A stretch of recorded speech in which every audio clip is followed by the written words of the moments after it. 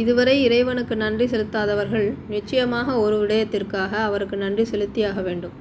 உங்களைப் போல் இந்த உலகத்தில் பல உயிரினங்களை படைத்த இறைவன் மனிதர்களுக்கு மட்டும் பிரத்யேகமாக ஒரு சிறப்பை கொடுத்திருக்கிறார்.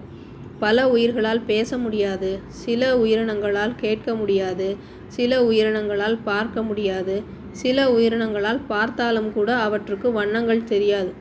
ஆனால் மனிதர்களுக்கு மட்டும்தான் கேட்கவும், அதை புரிந்து கொண்டு பேசவும், பார்க்கவும், அதில் இருக்கக்கூடிய வண்ணங்களை அறியவும் ஒரு சிறப்பை கொடுத்திருக்கிறான் இறைவன். வண்ணங்கள் நம் கண்களுக்கு தெரியாமல் இருந்தால் என்ன ஆகும்? யோசித்து பாருங்கள். ஒரு இடத்தில் ஒரு பொருளை வைத்துவிட்டு அந்த பொருளை மீண்டும் தேடுகிற பொழுது பல பொருட்கள் அங்கு இருக்கும்.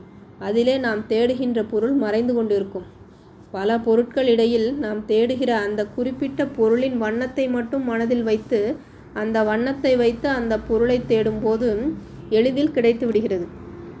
நமக்கு தெரிவதெல்லாம் கருப்பு வெள்ளையாக தெரிந்தால் என்ன ஆகும்? ஒவ்வொரு பொருளையும் தேடி தேடி நேரம் விரயமாகிவிடும். இந்த ஒரு சிறப்புக்காக, இந்த ஒரு வாய்ப்பை உங்களுக்கு கொடுத்ததற்காக இப்போது ஒரு முறை இறைவனை மீண்டும் தொழுது கொள்ளுங்கள். வியப்பான விடயங்கள் பல உள்ளன. அது கிடைக்காத பொழுதுதான் அதன் அருமை நமக்கு தெரியும். நன்றி.